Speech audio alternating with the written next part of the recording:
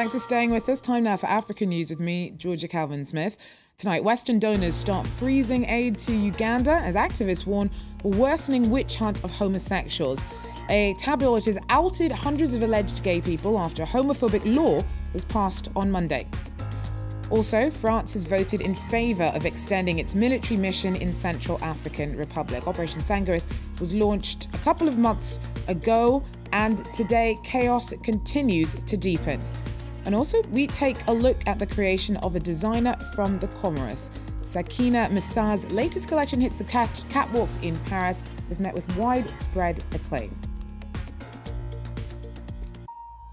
First up, Ugandan gay rights activists have warned that a newspaper's decision to out 200 alleged homosexuals risks putting lives in danger.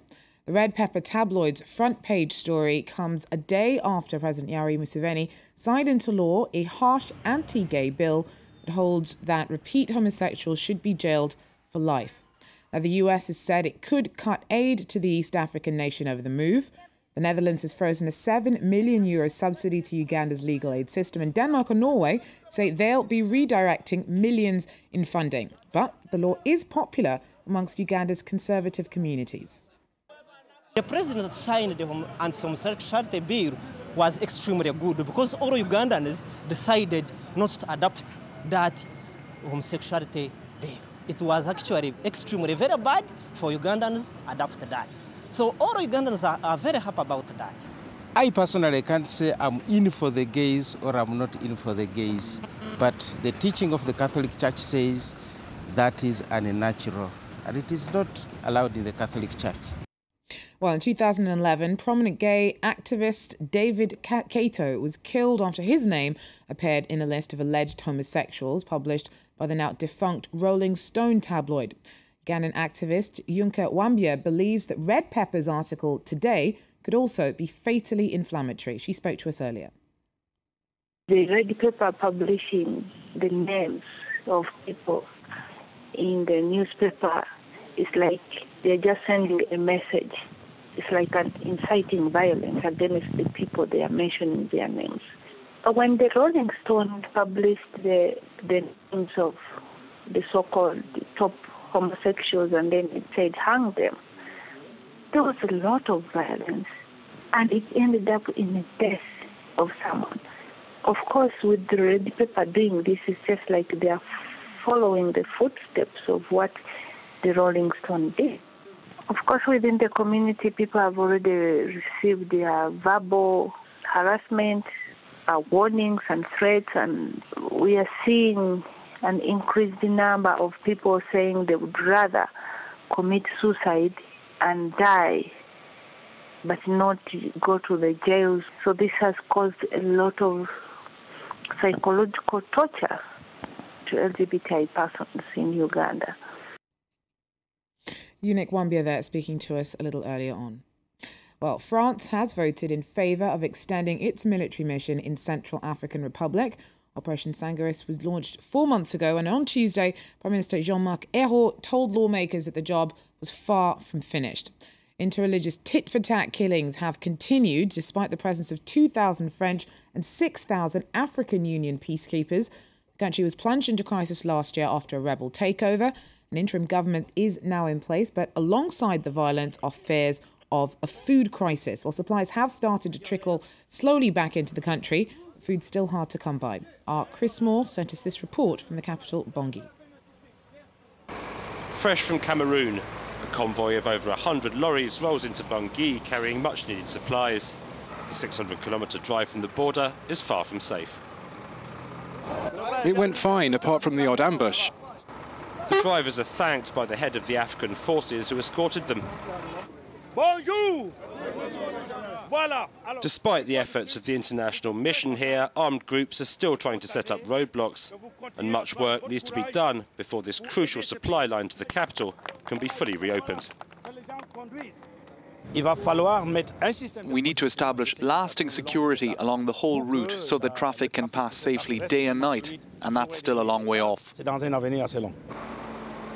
Tons of goods are unloaded. Dried fish, salt and soap, the prices of which have been skyrocketing.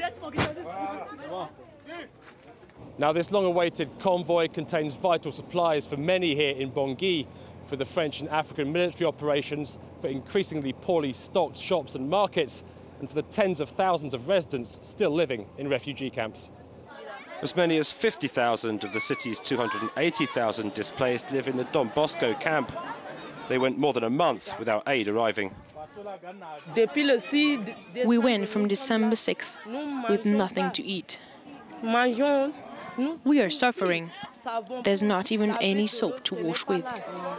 The United Nations is now bringing in basic foods, but the odd airlift aside, they're as dependent as the rest of the city on lorries from Cameroon. 2 weeks ago, we had hardly any food left to distribute. We were almost out of stock.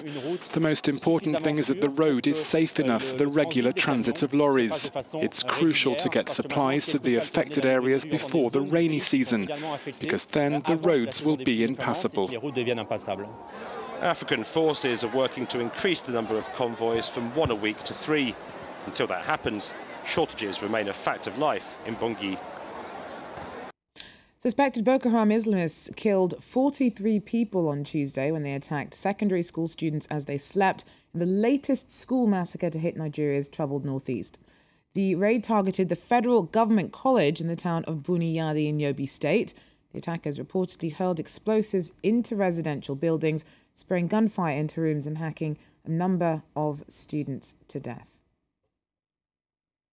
Well, having secured pledges of almost 8 billion euros, Senegal's president has surpassed his fundraising hopes here in Paris.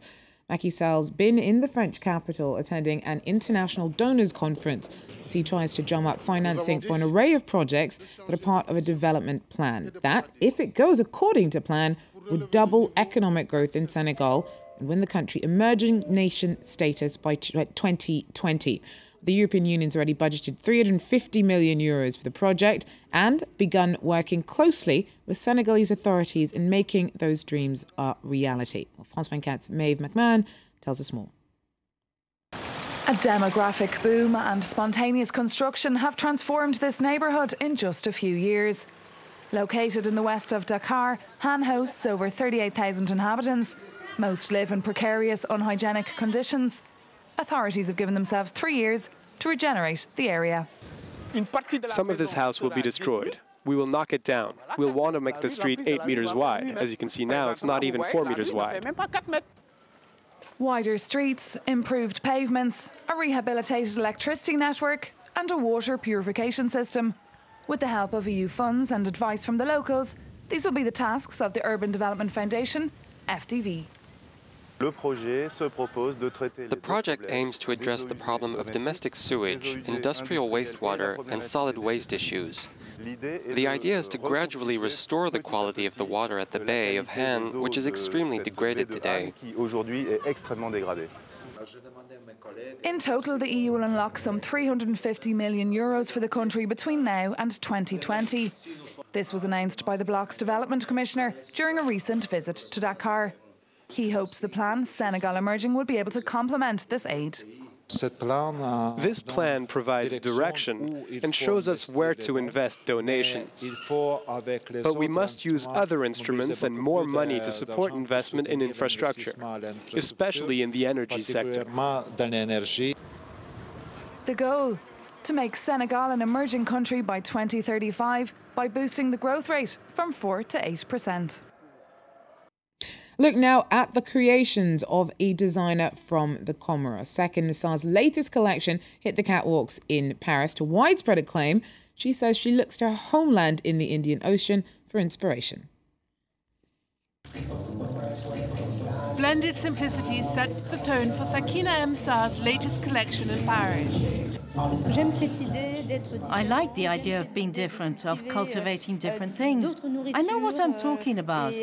I'm from the Comorian Islands, where everybody is from a mixed background, and I think that life should be about remixing. A mix of recycled designer and thrift shop clothes and fabric translates Sakina's commitment to sustainable development on a social, economic and environmental level. It was magnificent. It's better and better each time. Attention to detail, color, patterns. I'm really proud. Sublime to look at, with a real soul, a political message and state of mind. It's great to see this combination in a fashion show.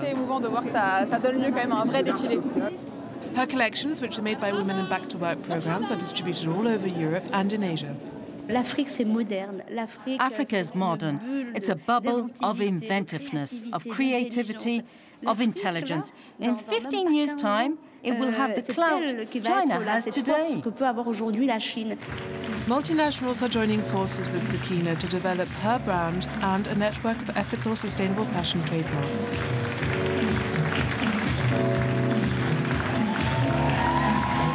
Looking good. Well, that wraps up African news from Mia. We'll be back, though, with more in about 45 minutes. Join us then if you can. Take care.